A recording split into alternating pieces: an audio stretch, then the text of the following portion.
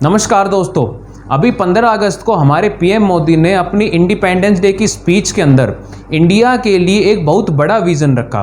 उन्होंने कहा कि 2047 तक इंडिया एक डेवलप नेशन होगा, एक विकसित देश होगा और आने वाले 5 सालों के अंदर इंडिया दुनिया का तीसरा सबसे बड़ा इकोनॉमी वाला देश होगा। नो डाउट बहुत ही अच्छा विजन है ये। और क्या सिर्फ जीडीपी का ग्रो होना और इकोनॉमी का स्ट्रांग होना एक देश को विकसित देश बना सकता है? काफी चीजें ऐसी हैं जिसमें इंडिया को सुधार करना पड़ेगा और चीजों को इम्प्रूव करना पड़ेगा, तब जाके इंडिया 2047 तक एक विकसित देश बन पाएगा। देखिए, नो डाउट इंडिया आज के टाइम में यूके को पीछे छोड़ के दुनिया की 5th लार्जेस्ट इकोनॉमी वाला देश बन चुका है और इंडिया की टोटल जीडीपी आज के टाइम में 3.75 ट्रिलियन यूएस डॉलर हो चुकी है, जो कि 2014 में सिर्फ 2 ट्रिलियन यूएस डॉलर थी। और इकोनॉमी के मामले में 2014 में इंडिया 10वें नंबर पे था, जो कि आज 5वें नंबर पर आ चुका है। और अगर आने वाले टाइम में इंडिया की जीडीपी इसी स्पीड से ग्रो करती है तो 2030 तक इंडिया दुनिया का तीसरा सबसे लार्जेस्ट इकोनॉमी वाला देश बन जाएगा।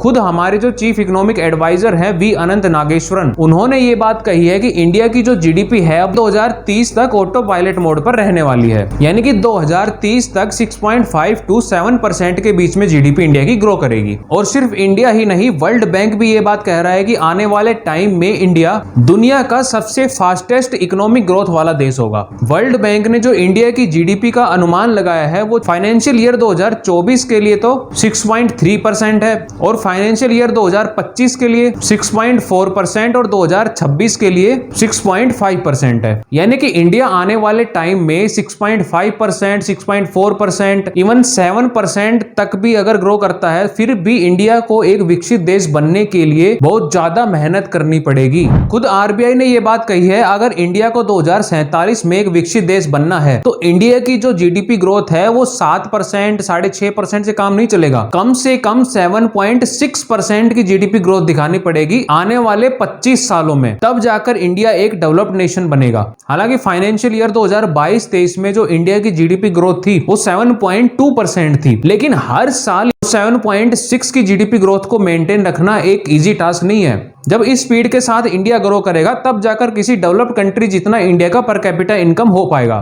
देखिए, पर कैपिटा इनकम का किसी भी देश की ग्रोथ में बहुत बड़ा रोल होता है। इंडिया में क्या है कि जो गरीब है वो बहुत ज्यादा गरीब है और जो अमीर है वो बहुत ज्यादा अमीर है, यानी उनकी इनकम के बीच में जो डिफरेंस है वो बहुत ज्यादा है। इस चीज को ठीक करना बहुत जरूरी है। आज इंडिया की पर कैपिटा इनकम जो है वो 1,76,000 रुपए है, यानी कि अगर हम डॉलर में बात करें तो लगभग $250 के आसपास होता है। लेकिन इंडिया को एक विकसित देश बनाने के लिए जो पर कैपिटा इनकम है वो कम से कम $15,000 से $20,000 के बीच में होनी चाहिए, यानी कि आज की वैल्यू का कम से कम 9 गुना ज्यादा होना चाहिए। हालांकि 2014 में जो पर कैपिटा इनकम थी वो लगभग 86,000 थी, जो कि आज के टाइम में लगभग डबल हो चुकी है। लेकिन 2047 तक इसको 9 गुना करना कोई आसान काम नहीं होने वाला है। दूसरा, हम बात करें ह्यूमन डेवलपमेंट इंडेक्स के बारे में, 191 कंट्रीज के अंदर इंडिया की जो रैंक है वो 132nd नंबर पे है, यानी कि आप अंडर 100 भी नहीं हो। ह्यूमन डेवलपमेंट इंडेक्स को कैलकुलेट करने के लिए कुछ पैरामीटर्स होते हैं, जैसे कि life expectancy, education, gross national income, इन सब चीजों को देखा जाता है ह्यूमन डेवलपमेंट इंडेक्स को निकालने के लिए। और इसमें आपकी रैंक 132 है, जो कि बहुत ज्यादा है। अगर आपको एक डेवलप नेशन बनना है तो आपकी जो रैंक है ह्यूमन डेवलपमेंट में वो कम से कम मेरे हिसाब से अंडर 50 तो होनी ही चाहिए। तीसरा है कम्युनल वायलेंस। जितने भी ये दंगे होते हैं, जैसे आपने देखा मणिपुर में अभी दंगा हुआ, हरियाणा के नूह में जो दंगे फसाद हुए, ये तो बड़े बड़े दंगे थे, चलो जो सामने आ गए। लेकिन आपको पता है पिछले 5 सालों में लगभग 2900 कम्युनल वायलेंस हुए हैं इंडिया के अंदर। नेशनल क्राइम रिकॉर्ड ब्यूरो की एक रिपोर्ट के हिसाब से 2017 में 723, 2018 में 512, 2019 में 438, 2020 में 857, 2021 में 378 कम्युनल वायलेंस के केस आए हैं इंडिया के अंदर।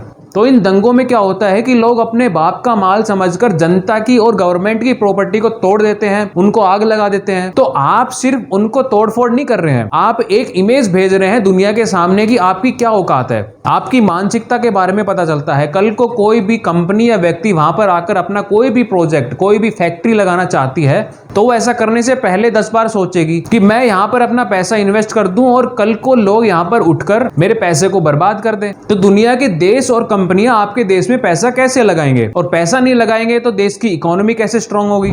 तो अपने टारगेट को पाने के लिए इंडिया को इन सभी चीजों को कंट्रोल करना बहुत जरूरी है। हालांकि जो ये दंगे फसाद होते हैं, इन सभी को कंट्रोल करने के लिए हमारे गृह मंत्री अमित शाह जी ने पुराने आईपीसी और सीआरपीसी को चेंज करने के लिए नए 3 बिल लोकसभा के अंदर इंट्रोड्यूस कर दिए हैं। अगर आपने वो पूरी वीडियो नहीं देखी तो मैं लिंक डिस्क्रिप्शन में दे दूंगा, जाकर उस वीडियो को देखिए, कुछ ना कुछ सीखने को मिलेगा। तो देखिए, कंक्लूजन ये है कि सिर्फ जीडीपी को ग्रो करने से, इकोनॉमी का स्ट्रांग होने से कोई भी देश डेवलप नहीं बनेगा।